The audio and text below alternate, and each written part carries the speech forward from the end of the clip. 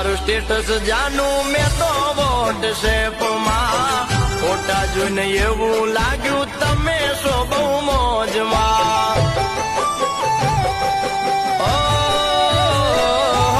ચહેરો તારો જોવા ફોન કર્યો વિડીયો કોલમાં ફોન ના ઉપાડ્યો તે તો લખ્યું હું શું કોમમાં